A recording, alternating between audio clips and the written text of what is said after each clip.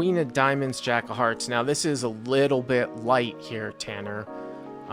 You know, yes, I would do this with Queen Jack suited. I would say that this is definitely light.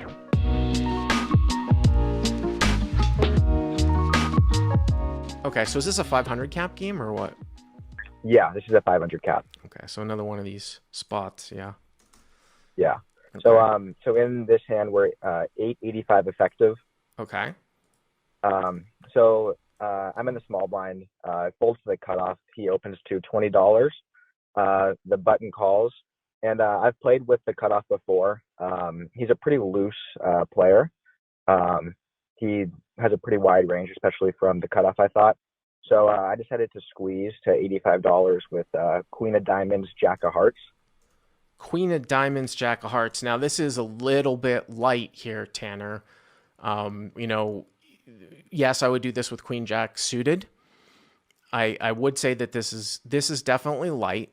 Not the reason why I picked this hand, because I think it's actually interesting. Post flop, sort of in a way ahead, way behind, and you know, as people are watching along with this, we can start to think about why do we bet? What are we trying to accomplish? But this is a little bit on the light side. But okay, so we make it 80. Is that right?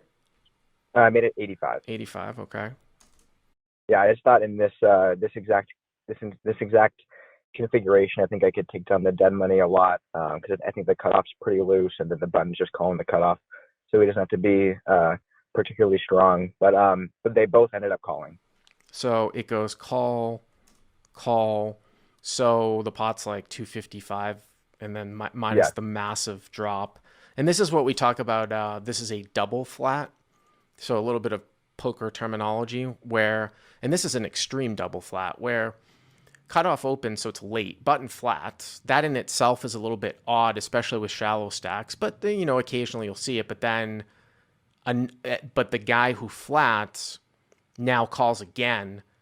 That's a double flat. Now this is multi-way where he sort of over double flats. A double flat a lot of times heads up would be cutoff opens, button calls, you 3-bet, button calls, and you can get into a lot of problems when you double flat if your opponent is a good player and knows what's going on, because if you're not going to defend down with a lot of hands and almost go to felt with like top pair, you can be exploited, which is fine.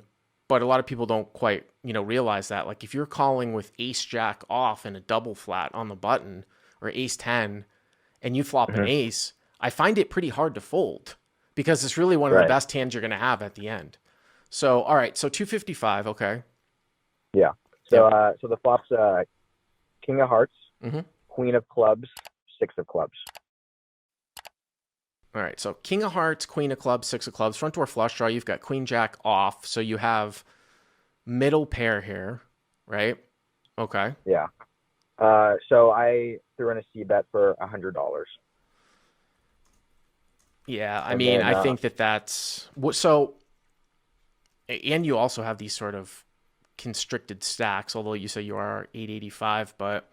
First of all, you want to bet a little bit, a couple things going on here on this flop, right? You want to bet a little bit, usually smaller multi-way. Now, this is a flop where you are, when you look at sort of the solutions post, that you're sort of allowed to bet large post. If I were to sort of sum it up, the boards that you're, especially in a 3-bet pot, like the 2 high boards with a low disconnected card, especially on a 2 flush board. However, it's multi-way. Like all those scenarios are usually heads up.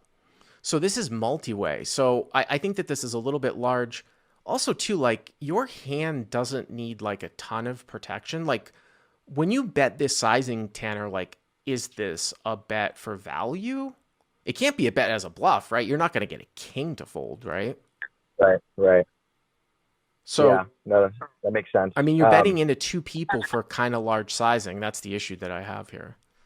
Right. Yeah, that makes sense for sure. Mm-hmm. So the cutoff folds, okay, and then the button calls. All right, so the button can be a little bit on the wider side. Now, what's interesting here, if you just do some hand removal or card removal, excuse me. I mean, I'm not going to make. I mean, these aren't huge assumptions, right? Like, I'm going to assume the button doesn't have ace king, and the reason why I'm going to assume that is the no 3-bet pre. Unless he's like just a crazy old man count. No 3-bet pre, cutoff versus button. No back raise. There's another terminology here. I'm breaking out the terminology. Of course, a back raise is when someone calls, there's a raise, and then they re-raise. So in this case, a back raise would be cutoff opens, button calls, you 3-bet, and then it gets back around the button 4-bets, right? So that's unlikely. You have a queen, which makes it far less likely that he has king queen, right? So, and he just called. I mean, there might be some raises with king queen. He doesn't have pocket kings, doesn't have pocket queens for the same back raise reason. So, club draw, it's possible that he could have, queen X, jack 10, but the kings would be like the king jack and the king 10. And sometimes people over level themselves and they're like, well, he doesn't have king jack off or king 10 off here. Well, it's 2-5 at Morongo. It wouldn't necessarily surprise me. So yeah, definitely. 455 to the turn. Okay. Yeah. So the turn is the 5 of diamonds. Okay. So I bet 250 sort of as a combo bet here. I think it puts hands like king jack and king 10 in kind of a pretty tough spot. And then I also just get value from club draws. Where'd you hear that term combo bet? I think I've heard you say it before. Oh, another breaking out the poker terms here. I don't know if I came up with that one either. I don't know. But what the caller, of course, is referencing, although we'll talk about whether I think that this is viable here. A combo bet is one of these things. And by the way, a combo bet only exists before the river because you can't do a combo bet on the river. So a combo bet is non-intuitively betting and getting called by a worse hand and sometimes getting a better hand to fold. And when that would happen would be, it's usually on the turn or multi on the flop, or putting in like a third or a fourth bet. But when that would happen would be if they have a draw that they'll call with and they'll get better to fold. But I don't know, Tanner. I can't buy the fact that king jack or king 10 is going to fold here to 250. Okay. I don't know. I think that your hand might very well run out of value here. So I think that sizing has been a little bit high, and I don't think that you can go 100 into 3 people and then 250, on the turn. So does he call? Yeah. He calls. So the pot's at 955. So 955, and you've got, it looks like 355, maybe what, like 400 left in your, was it 450 left? I have 450. 450 left. So about a half pot size bet. Okay. Yeah. Okay. Basically. Yeah. So the river is the 8 of diamonds. I check, and he thinks for about 5 seconds and goes all in.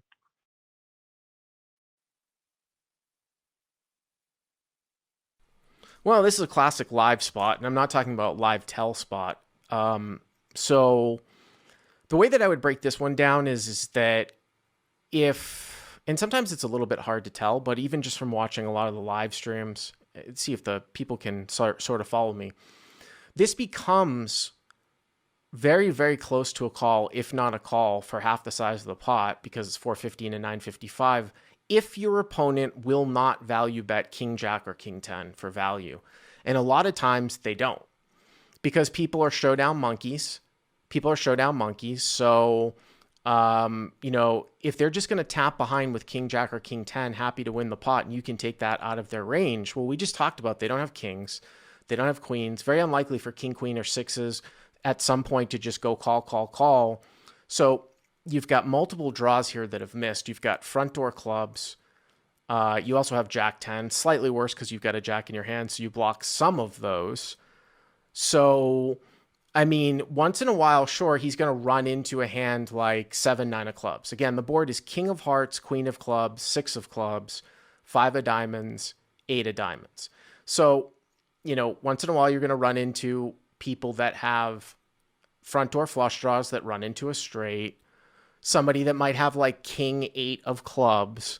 But even though in my view that I think that you've kind of overrepresented your hand here, I just don't know what kind of value hand this guy has unless he was slow playing something to the end. But when he bets like 455 into 955, I mean, you're getting the pot's 1400. It's 450 for you to call. So you're getting 3-1 here. You need to be good here 1 out of 4 times. The whole MDF, he's betting half the size of the pot. It's just one of these things where if he's capable of making a thin value bet, it becomes a harder call. But I could seriously see making a call here for sure. Yeah. Yeah. So my sort of thought process was that if he had pocket sixes, I would have maybe heard from him on the turn. And I think that king queen, I also could have heard from him earlier. And I think that at some sort of frequency, that's going to be 3-bet pre-flop anyway. Mm-hmm. So I think that, with Jack 10 missing, even though I block it, clubs missing, I thought it was a pretty good spot to call. By the way, by the way, before you reveal, I just want to read something here. So Nova Poker Player says it's either a set of sixes or a stone cold bluff. I mean, again, like I said, he could back into some other hands, but I think we all agree that if it is that case where he's got very, very thick value or it's a bluff, then this is the definition of polarized, another poker term where it's very strong or very weak. And because the bet size is small, because the pot's already built up, when you're up against a polarized range and you're getting 3-1, a lot of times it's a call. This is why, by the way, if there is extra stack depth and everybody out there is in Tanner's opponent's position on the button, if you have a lot of stack depth, if you recognize a spot where you are polarized, you are supposed to bet larger because you're supposed to give your opponent a worse price on the bluff catch. If I'm betting half the pot and I'm polarized, he's getting 3-1. If I can bet full pot or over pot or 2x pot, he gets a lot worse of a price. But it sounds like you called, right? Yeah, I ended up calling and he had ace 10 of clubs. Ace 10 of clubs, so you win. Yeah. Well, and a lot of times too, I was just gonna say that a lot of times, so he double flatted with ace 10 of clubs. A lot of times, for whatever reason, an opponent, if they have like a good ace high, they'll just sort of check back. They won't even turn that into a bluff. Because again, one of my other contentions is that, if somebody had like ace 5 of clubs here, like what's the difference between ace 10 of clubs here and ace 5 of clubs at Showdown, the way that this hand is played out? Yeah, at the end, there's no difference. Right, but you'll see like a lot more check back with a pair where they won't turn it into a bluff for whatever reason. But yeah, I mean, that's an interesting one. I mean, like I said, I make calls like that all day. I don't really agree with your line. Yeah. I think, but I mean, recognizing the guy's polarized at the end is a pretty good play. I appreciate the call. Thank you very much.